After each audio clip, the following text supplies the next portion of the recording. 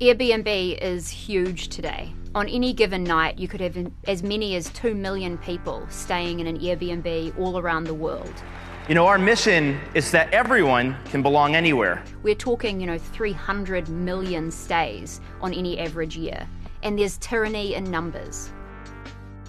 The vast majority of Airbnb stays don't result in a safety incident, but sometimes things go wrong. And for Airbnb, we're talking thousands of safety incidents that occur every year that the company has to handle and has to respond to. I'm talking situations like kidnappings, hostage cases. We're talking murder, we're talking rape, we're talking, the worst violent crimes that occur in our society happen inside Airbnbs. Airbnb never wants these kinds of cases to end up in the headlines. That's really bad for their brand, their reputation, and their public image, particularly because this is a business that's based on strangers trusting one another. So when crimes like this occur, that kind of threatens their entire business model.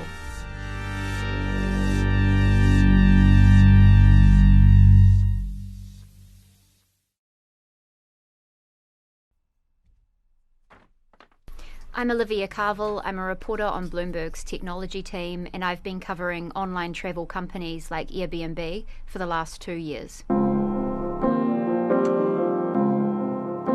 Airbnb is a startup that's based in Silicon Valley, and like many of the sharing economy startups, it managed to grow so big so fast by essentially skirting regulations. It was based on that premise of move fast and break things, and it wanted to work against regulations in order to grow as big as possible and win the popular vote, because it became so popular so fast that cities could no longer control it. On a peak night this past August, we had 1 million people from around the world coming from 180 countries in a single night staying in an Airbnb home. The vast majority of Airbnb stays, we're talking, 2 million people staying in an Airbnb on any given night, don't result in a safety incident. But sometimes things go wrong. And for the company, it was dealing with these cases was a really challenging, difficult, complicated area. You had hosts and guests, and sometimes they disagreed on what happened. You had regulatory issues in some of their biggest cities. Then you also had the growth of the platform and the fact that if you're going to try and prevent some of these incidents, it could cut into revenue and cut into the number of listings that you have. So for Airbnb, it was about trying to figure out the best way to handle these crises in a way that's going to not only protect the individual in crisis, but also protect the company's public image, its brand, its reputation, which is essentially what its business is based upon. As Airbnb grew, way too big for them to be able to take all these calls alone, they developed a team of 100 highly specialized agents that handle the worst of the worst cases. Over the course of my reporting, I've talked to almost 50 former employees at Airbnb, and 7 or 8 of those work directly on this elite unit. These safety agents, many of them come from military backgrounds or trauma backgrounds. They're trained to handle traumatic situations and to try and, help people who are going through what may be, the worst day in their lives. For these safety agents, a lot of them understood that they had a dual role. First and foremost, they wanted to protect the user in crisis. But they also knew they had a responsibility to protect the company's brand and public image. Everything about housing in New York is a total mess, and it's always chaotic. It's not too surprising that Airbnb's biggest battle has broken out here. 2015 was a really challenging year for Airbnb. Airbnb's listings between 2010 and 2014 were essentially illegal hotels. The company was 7 years old now. It had grown huge. It was now a household name. But by growing that big that fast, they also came up against, a pushback in regulations. Now, Airbnb is under attack in a lot of major cities. What are they saying about this? They are, look, they can't give up on New York because New York's too important for every kind of reason. They knew that they couldn't lose the battle in New York because it was one of their biggest markets, and also it could result in a domino effect.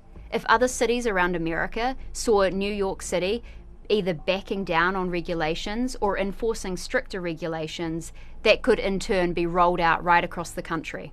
I think it's going to be awkward when they have to, put in their prospectus their risk factors, when they have to say, well, one risk is that the whole thing might be somewhat illegal in our biggest market. And in December of that year, a young woman from Australia flew into New York and stayed in an Airbnb with a group of her friends.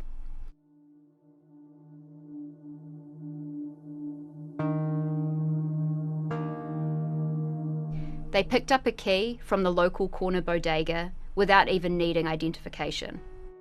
The police report said this 29-year-old woman left her friends at a midtown bar and returned to the Airbnb on her own. She thought that she was alone, but she wasn't.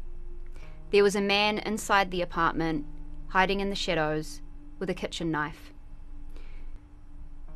He grabbed her, dragged her into a room, and raped her. He later fled. About an hour after this attack, he came back, and police were in the apartment at the time. They opened his backpack and found 3 items of interest: the kitchen knife, one of the woman's earrings, and a set of keys to the Airbnb. This case was a really complicated one for Airbnb, partly because it occurred in New York City, where they were fighting this really tough battle with city officials over regulations, and partly because the alleged rapist had the keys and he was inside the apartment. That meant that Airbnb needed to do what it could to protect itself. They wanted to find out, how did he get the keys? That was a really big question for them. They launched an investigation to find that out.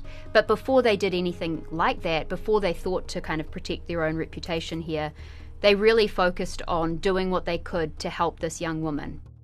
They paid for her to move to a hotel. They paid for her mother to fly in from Australia. They paid for both of them to fly home. They offered to cover any health or counselling costs that she might need later.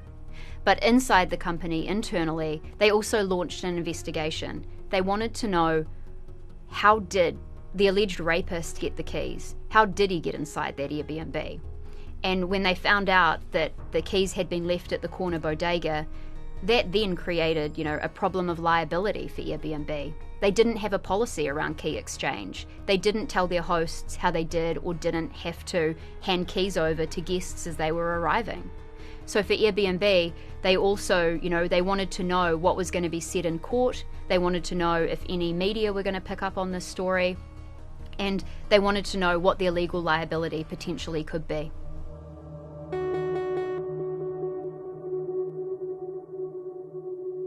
A week later, the alleged rapist was indicted in the Supreme Court in New York, and Airbnb sent a staff member to find out if the company was going to be mentioned in any of the court records. And it wasn't.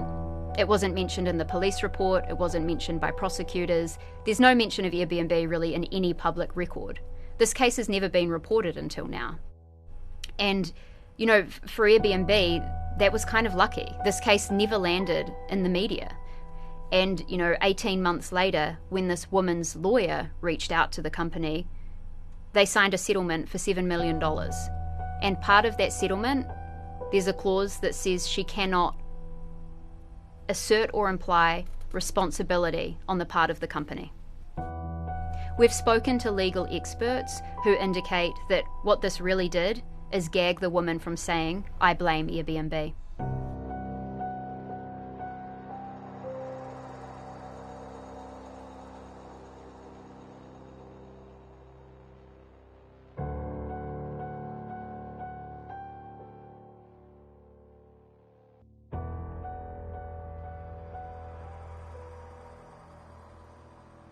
Airbnb is one of the few companies in the world that has this online, offline kind of hybrid situation where you have users who meet online and then actually meet in the offline world and stay under the same roof.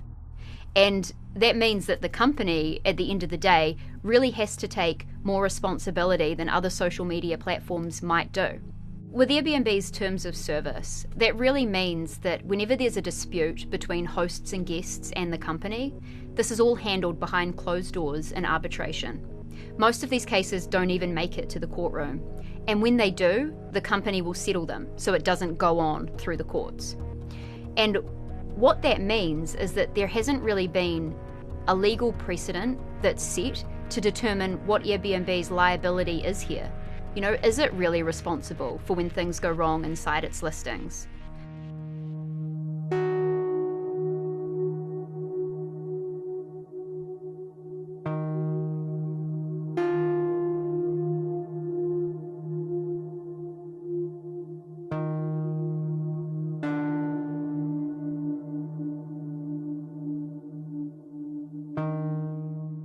What I learned over the course of my reporting is that this is anything but simple. This is a complicated, nuanced area. There are difficult trade-offs here. The company also has to have hard, tough conversations about policy. Airbnb's business model is based on strangers trusting one another. We often hear from the founders and the chief executive himself saying trust is their number one priority. I've actually heard Brian Chesky, the chief executive of Airbnb, talking about how he didn't build a website or a platform that allows people to stay in each other's homes. What he built was a community that trusts one another. And when that premise is undercut, Airbnb's entire business model is under threat.